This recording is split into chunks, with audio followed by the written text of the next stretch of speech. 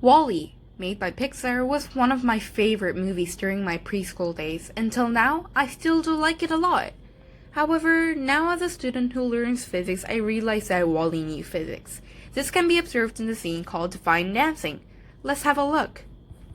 In this video clip, Wally uses a fire extinguisher to not only do a little spacewalk dance with Eva, but also to give us a beautiful demonstration of Newton's 3 laws of motion.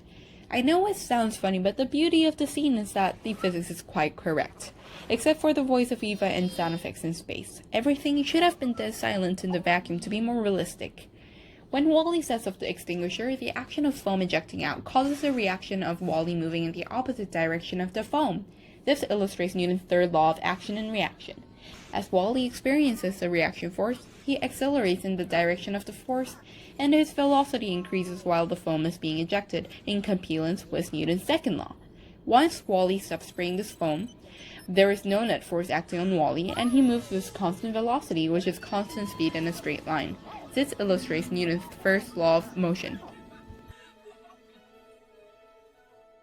According to Newton's third law of motion, for every action force, there is an equal but opposite reaction force. To illustrate it, imagine you are standing on ice, and you have a ball on your hand. What will happen if you throw the ball to the right? You are going to move towards the left. The force you exert on the ball exerts the same force on you. So if you want to move in space, you have to throw matter in the opposite direction to where you want to go. The same is true for rocket propulsion. A rocket can propel itself upward by shooting the matter beneath it.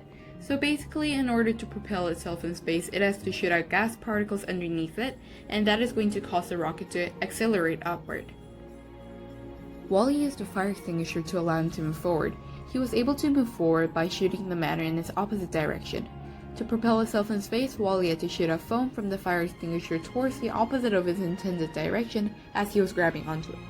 We have to note that Wally is in space, and in space there is no drag or friction against his movement because he's in a vacuum.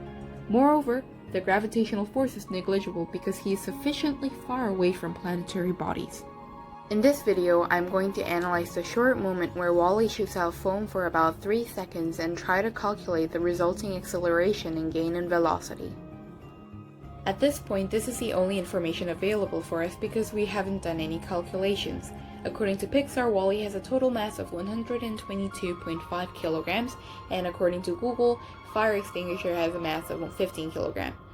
And the speed of the foam coming out of the fire extinguisher is 30 meters per second, and every second 0.5 kilogram of foam gets ejected from the fire extinguisher. The total amount of time we're analyzing is 3 seconds, and it is important to note that initial momentum is 0 kilogram meter per second because in the beginning, Wally doesn't move at all. Now let's talk a little bit about momentum conservation. First, we should acknowledge that the total amount of momentum is a constant or unchanging value. And since the forces between the two objects are equal in magnitude and opposite in direction, and since the time for which these forces act are equal in magnitude, it follows that the impulses experienced by the two objects are also equal in magnitude and opposite in direction. But the impulse experienced by an object is equal to the change in momentum of that object. Thus, since each object experiences equal and opposite impulses, it follows logically that they must also experience equal and opposite momentum changes. Now we're going to calculate the change in momentum of the foam, and as mentioned before, the fire extinguisher ejects 0.5 kilograms of foam every second. That means after 3 seconds, it has ejected 1.5 kilograms of foam. The formula for change in momentum is mass times change in velocity. Change in velocity is solved by final velocity subtract by the initial velocity. The initial velocity is 0 meter per second in this case, so we don't need to consider it. So it'll be 1.5 kilograms multiplied by negative 30 meter per second is negative because we're considering Wally's direction as positive, and then the change in momentum of the foam is negative 45 kilogram meter per second. For the next step, we're going to calculate Wally's change in momentum. We know Wally's mass, which is 122.5 kilograms, and we know how to solve the change in momentum. But we don't know the change in velocity, so we're going to use the SUVAT table. We don't need the displacement, and the initial velocity is 0 meter per second. We don't know final velocity, we don't know acceleration, but we know that t equals to 3 seconds. We want to use v equals u plus at to figure out the final velocity, but we don't know what acceleration is, so we're going to use another formula, F equal to ma. We can rewrite this as a equal to F over m, and because we already know the mass, we just need to know the force. To calculate the force, we have to use the information given before. We know that the fire extinguisher ejects 0.5 kilograms of foam every second, and the speed is 30 meters per second, so if you multiply that together, we get 15 kilogram meter per second squared. Kilogram meter per second squared is the same unit as Newton. Force, it makes sense, so 15 kilogram meter per second squared equals 15 Newton. So force is 15 Newton. So A equal to 15 Newton over 122.5 kilograms equals 0.122 meter per second squared. Using that, we are going to put it into v equals u plus at.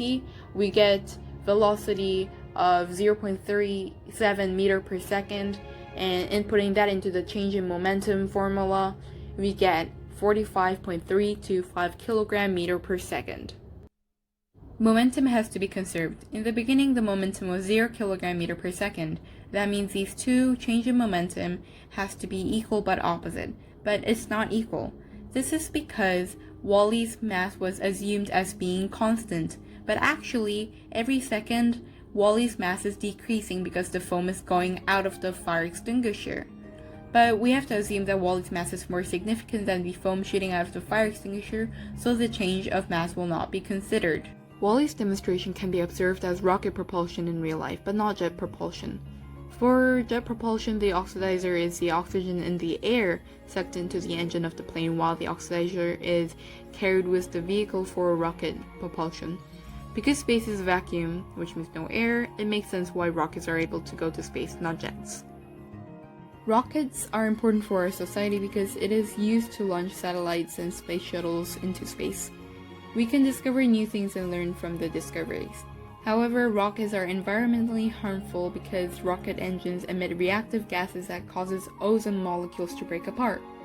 This is a major environmental problem because it increases the amount of ultraviolet UV radiation that reaches the Earth's surface. It also results in problems amongst our society because it increases the rate of skin cancer, eye cataracts, and genetic and immune system damage. It is confusing whether if we should continue with our discovery or start restricting rockets to protect our environment and for the sake of our health. Thank you!